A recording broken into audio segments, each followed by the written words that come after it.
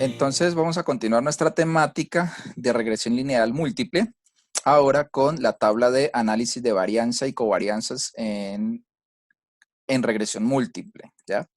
Bien, para recordar, nosotros escribíamos nuestro modelo de regresión múltiple de esta forma, donde la variable dependiente es y a diferencia de la regresión simple, ahora tenemos más de una variable independiente. Es importante tener en cuenta lo siguiente: cuando nosotros planteamos un modelo, ¿sí?, econométrico, este modelo responde a un objetivo.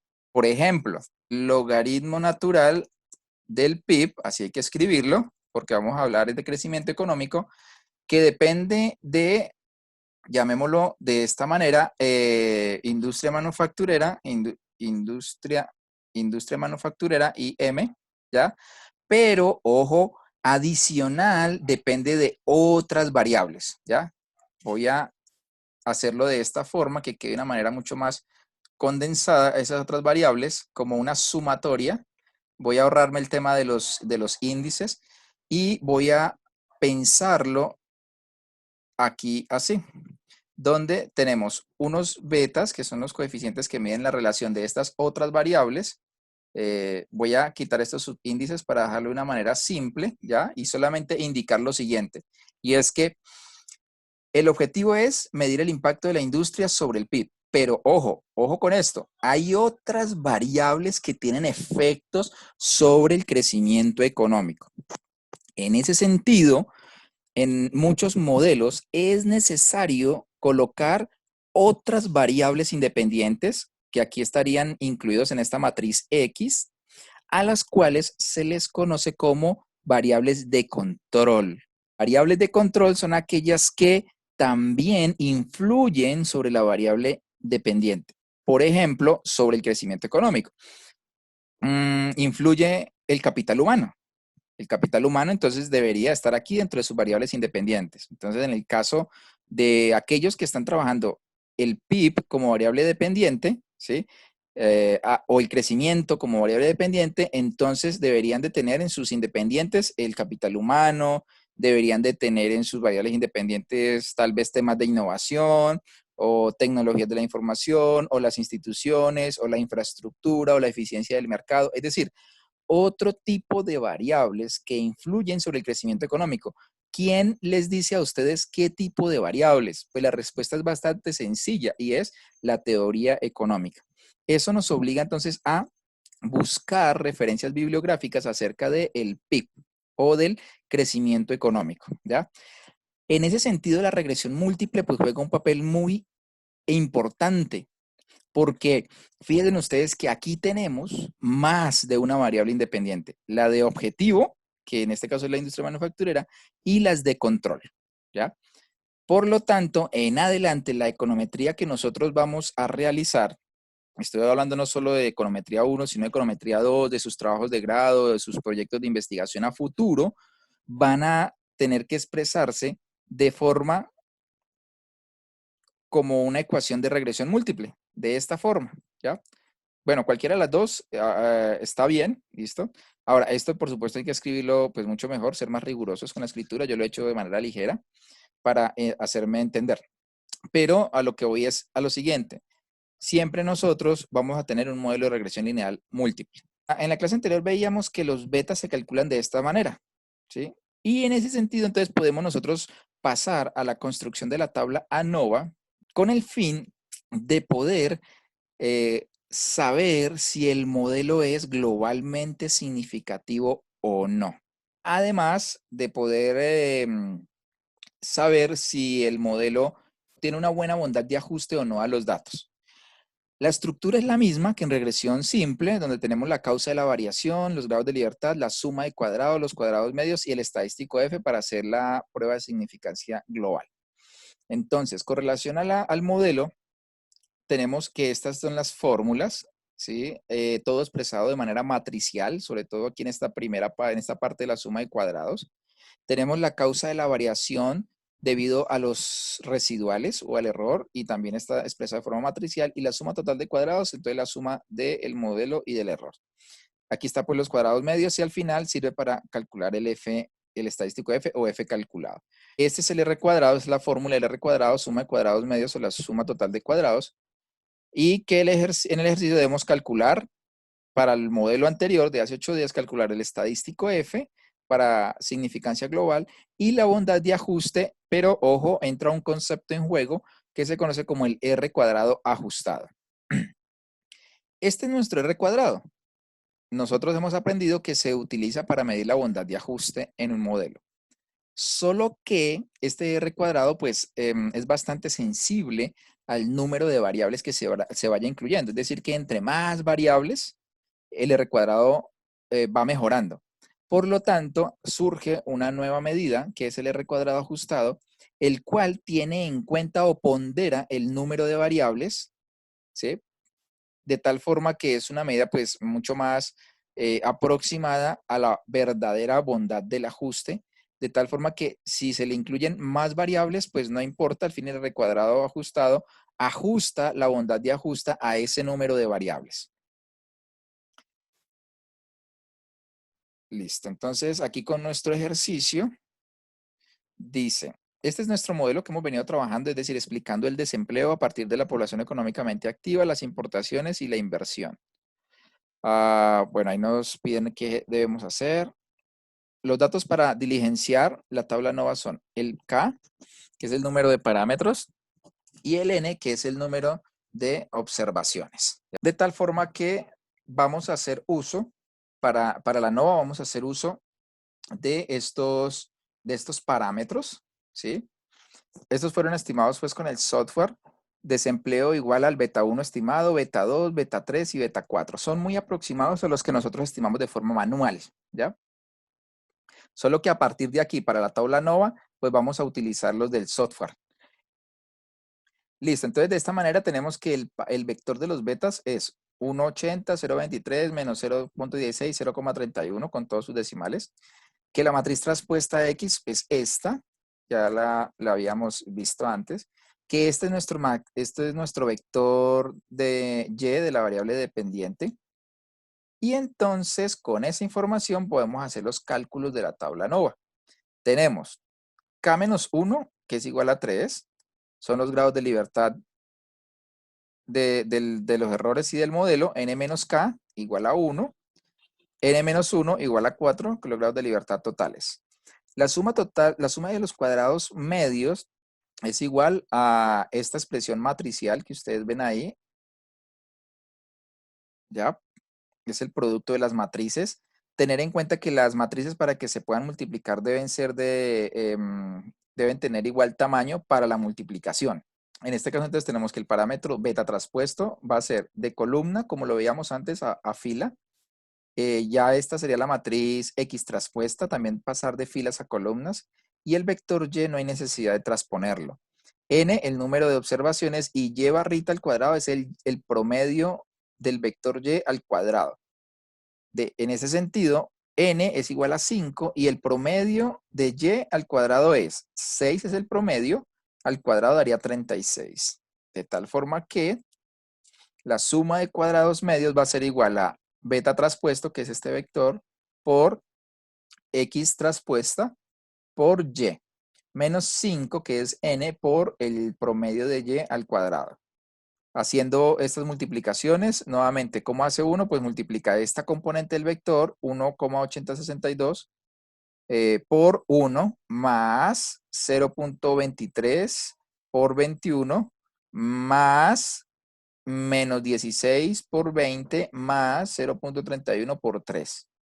Y así sucesivamente se hace de la misma manera con las demás columnas de la matriz X traspuesta, de tal forma que al final tenemos este vector que ustedes están viendo acá, multiplicado por el vector Y, que es este, menos 5 por 36. La suma de los cuadrados medios es igual a 195,70 menos 180, y al final nos queda entonces esta expresión de 15,70942. ¿Por qué todos esos decimales? Porque en estos cálculos de regresión lineal múltiple, dado que estamos trabajando con matrices y vectores, son bastante sensibles los resultados a los decimales. Ahora calculemos la suma de cuadrados de los errores. Ya calculamos una parte, ahora vamos a calcular la otra parte. Ok, entonces observemos que Esta segunda parte de acá, de la suma de los cuadrados de los errores, este beta traspuesto por X por Y, ya se calculó. Es precisamente esta primera parte, esa. Entonces lo que hacemos es eso, pues ponerlo acá abajo. Perdón, es toda esa expresión. Lo que hice fue copiar y pegarla acá abajo. Faltaría calcular la primera parte, que es Y traspuesto Y. Entonces tenemos el vector Y traspuesto por el vector Y igual a 196 y hacemos la diferencia, 196 menos 195, y eso es igual a 0,29058. Ese sería el valor de la suma de los cuadrados de los errores. La suma total de cuadrados es la suma de los cuadrados medios, la suma de cuadrados medios más la suma de cuadrados de los errores, de tal forma que al final da 16. Ok, con esa información ya podemos calcular los cuadrados medios del modelo, del error y el F calculado. Los cuadrados medios del modelo, entonces, son la suma de cuadrados del modelo dividido K menos 1, y eso es igual a 5,23. Los cuadrados medios del error, los cuadrados medios del error son iguales a la suma de cuadrados medios de los errores dividido N menos K, y al final entonces daría 0,29. El F calculado es igual a los cuadrados medios sobre los cuadrados medios del error. Aquí ustedes ven los números y nos da 18,21. Ya pasando los cálculos a la tabla nova, entonces nos queda 3, 1, 4 y cada uno de los valores que calculamos antes. De tal forma que al final entonces nos queda el estadístico F igual a 18,021. Con este estadístico F es que nosotros ya podemos hacer la significancia global del modelo. Bueno, calculemos ahora el R cuadrado. Para el R cuadrado usamos las fórmulas que comentamos antes. En este caso entonces sería la suma de cuadrados del modelo sobre la suma total de cuadrados igual a 0,98 y el R cuadrado da 0,92. Fíjense ustedes cómo acá, y siempre, realmente siempre va a ser así, el R cuadrado ajustado va a ser menor al R cuadrado. ¿Sí? Recordemos por qué, porque el R cuadrado ajustado tiene en cuenta el número de variables. ¿Cuál es la interpretación? Nos dice que un R cuadrado de 92,75, en este caso es acá, a ver, hagamos una pequeña corrección de forma, aquí es realmente 0,92 y aquí si se quisiera entonces dejar así, tenemos que colocarle porcentaje, ¿ya? Bueno, sí, porcentaje. Entonces dice, la variación de las variables independientes, la PA, la inversión y las importaciones explican conjuntamente la variación del desempleo en un 92,75%. ¿Ok? Con eso, entonces terminamos nosotros lo que es de calcular la tabla de análisis de varianza y covarianzas, ¿ya?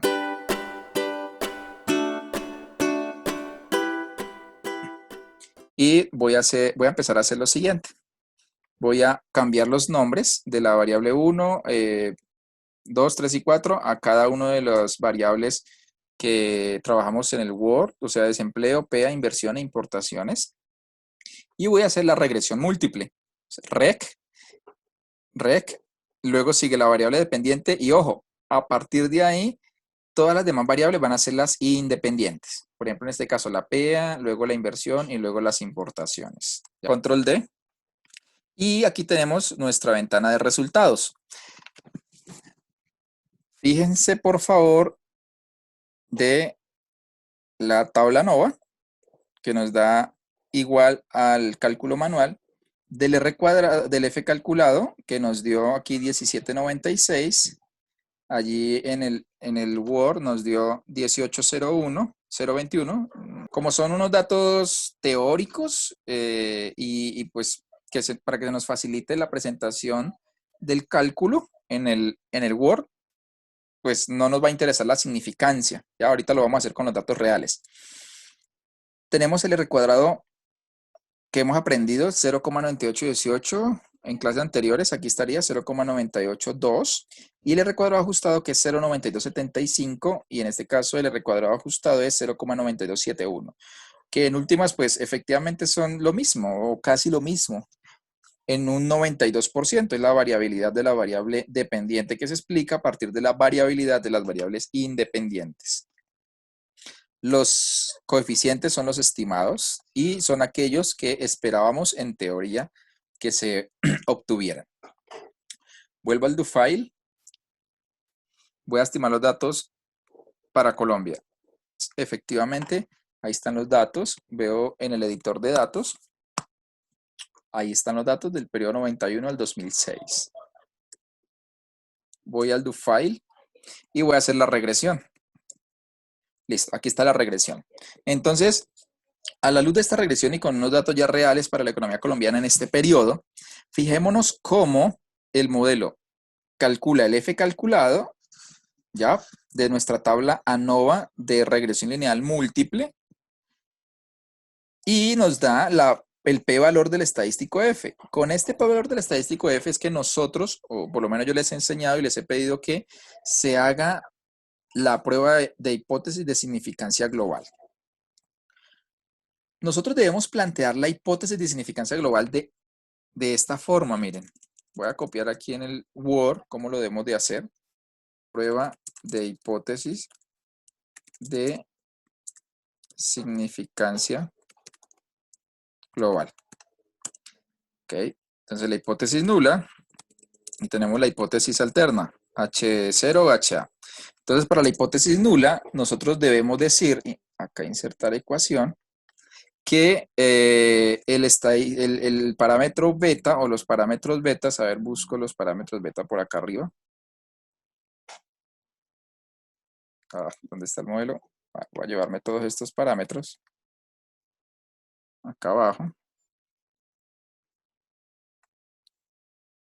Que el parámetro beta 1 estimado no va. ¿Sí? Va, es el parámetro beta 2. Ojo con ello.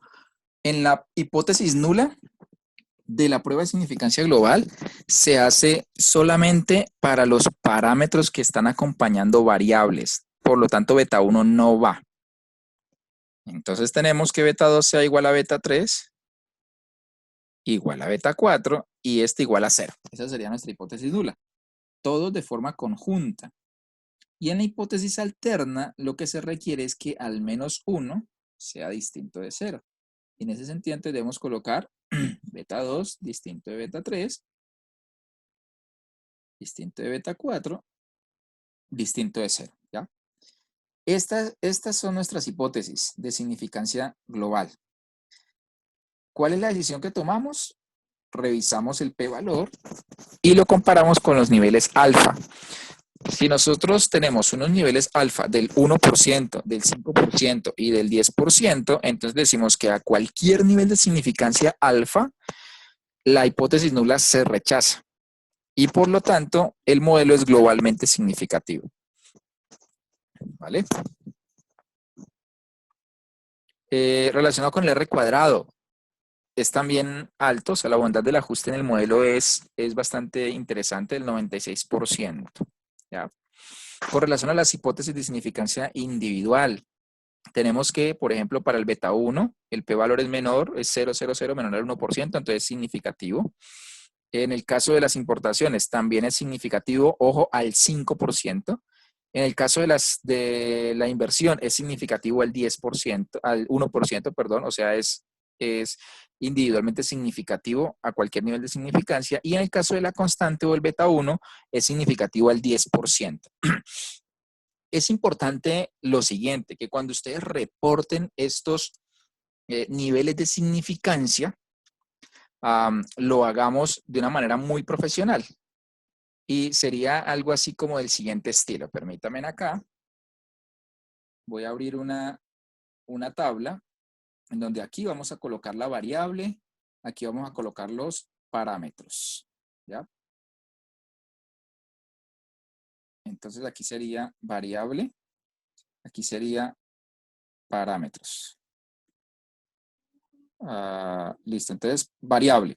La primera es, en este caso, la PEA. Entonces, PEA. La segunda es importaciones, IMPO. La tercera es inversión.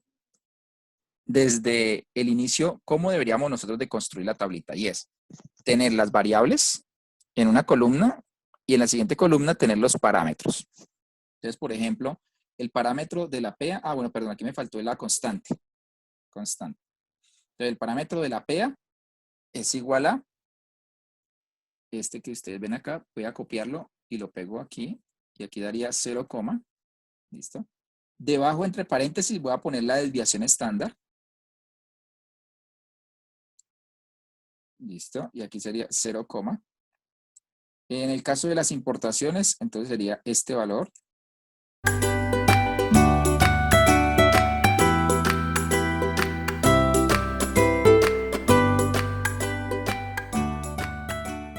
Se pasan los datos y en este caso, es más, uno puede dejarlos hasta más cortos, ya, no hay problema con ello.